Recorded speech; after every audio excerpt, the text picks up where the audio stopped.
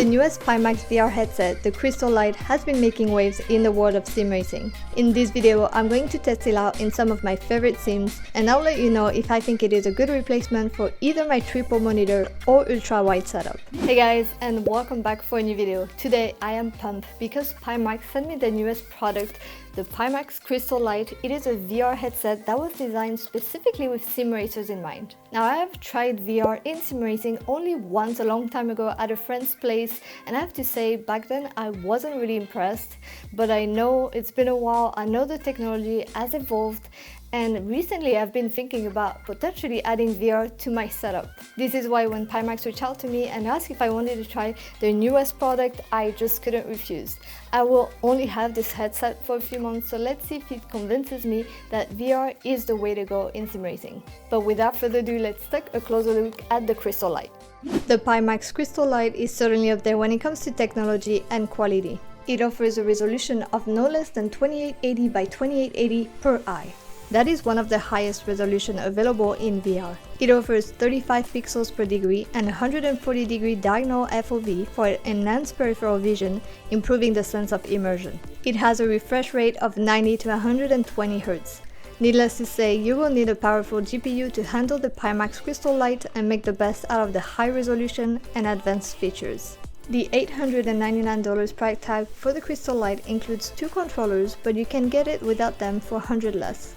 The controllers are made of plastic and are standard fare, typical to what you'll see with other VR brands. They feel very ergonomic in your hand, and I had no complaints using them. Their batteries are rated at 700 mAh, which Pimax advertises will give you 20 hours of life. So what is different from the Crystal? It has the same resolution but no option to swap lenses.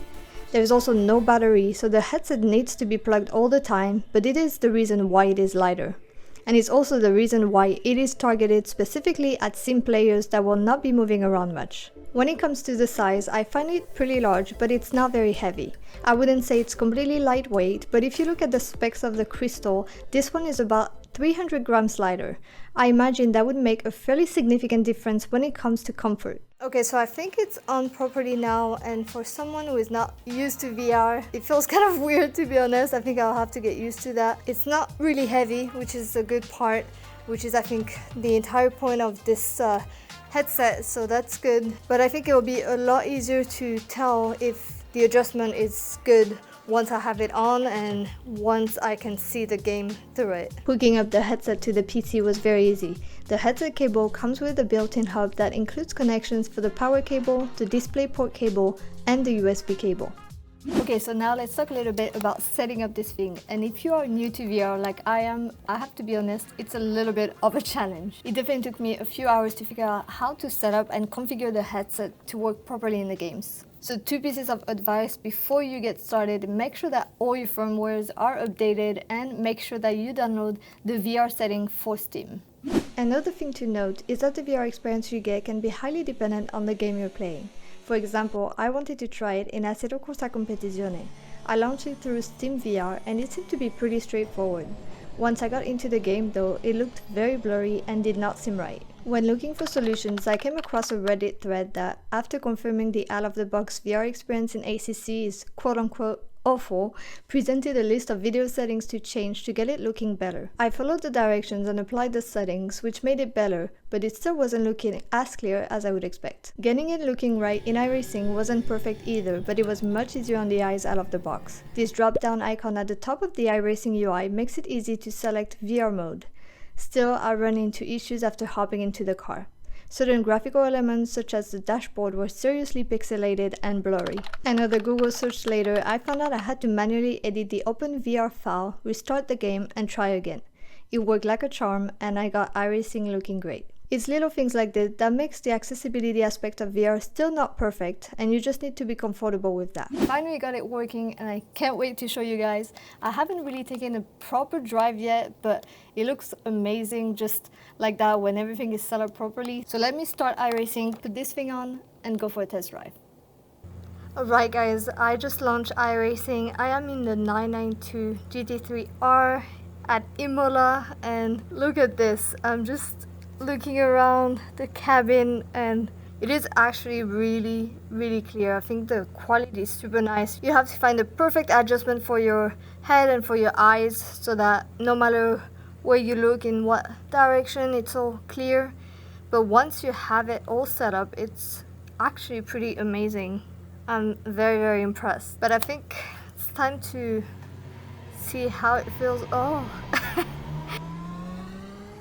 The quality is off the charts. I definitely expected to be pleasantly surprised knowing that my last experience was a while back, but this definitely surpasses my expectations.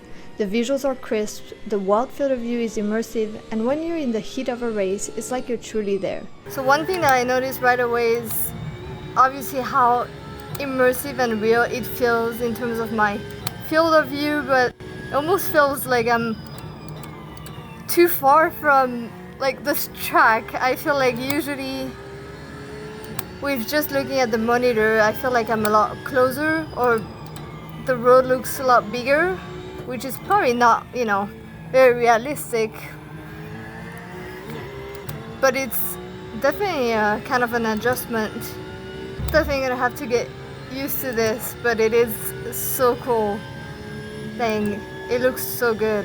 I have to say the immersion factor of this is unbeatable. Like, it's not even comparable to just looking at a screen. This is so much cooler, but I think it's gonna take some time to get used to it and just to adjust my driving and everything to this kind of new field of view. But I can totally understand why people would want to have that. It really is pretty amazing, to be honest.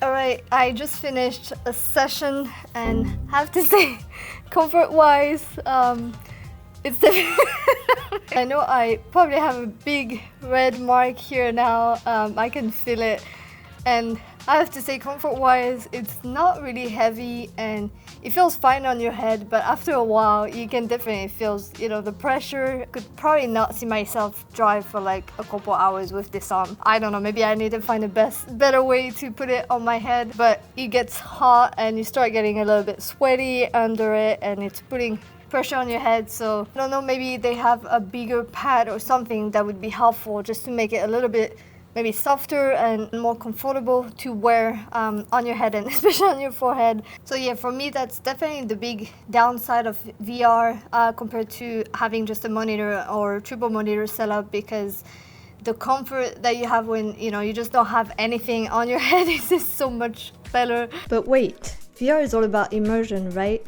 If you're a sim racer, unless you're just cruising a street car in a game like Assetto Corsa, you're probably in a full-blown race car. And what do those require? Helmets. So I guess you could just kind of pretend you're putting on a helmet when you're putting the headset. But again, I am not used to this, and there's probably also a question of getting used to it and the reason why you are using it. To have a lot of fun or have friends and family try and play, this is absolutely amazing. I was so impressed and I honestly had so much fun while trying it out. You should also consider the seat you are in when wearing a large headset like this. I found that the headset would hit the head containment extensions on the side of my seat when I turn left and right. So I think it really depends on the compromise that you want to make in order to have more immersion, or if you would rather just be more comfortable and have less immersion. It's really up to you. This thing definitely performed as expected and even better than expected. I never thought that you could get such a clear and perfect image with VR, so that was definitely an amazing surprise. Now, people often compare VR to triple monitor setups, which I have on my other rig. So which is best? I think it all comes down to personal preference and what matters most to you in sim racing. If your goal is to have the most immersive setup with an experience as close as real life as possible, then VR will probably be the best option for you. There is nothing like being able to get into Michael Schumacher's 2004 F1 car in Assetto Corsa, peering over the cockpit to check out the tires and the suspension, all while it is looking so crisp and realistic. And then appreciating the sheer awesomeness of what you're looking at as you approach a corner like Eau Rouge at Spa flat out.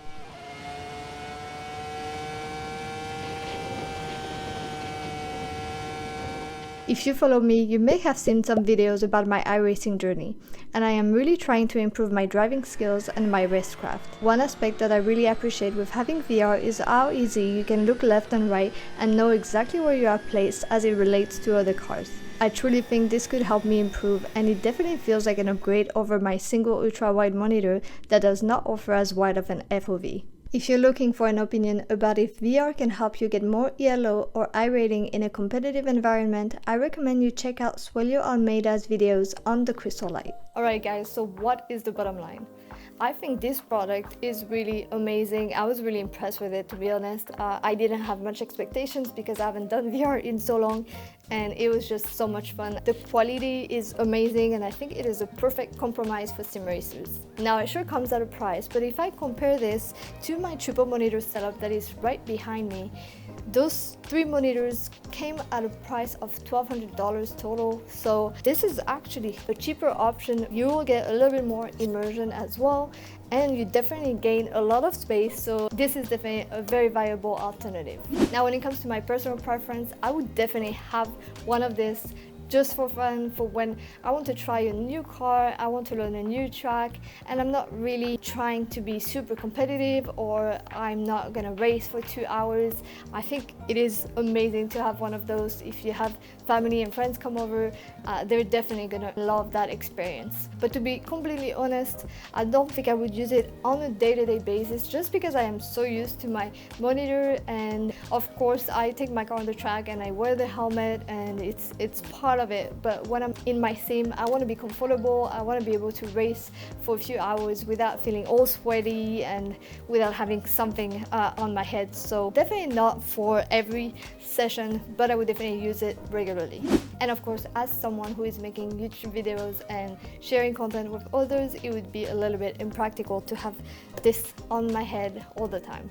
Now, this is going to be it for today's review. If you have any questions at all, don't hesitate to ask me in the comments below. If you enjoyed watching the video, please give it a like and subscribe to the channel to see more sim racing content. Thank you for watching, and I'll see you in the next video.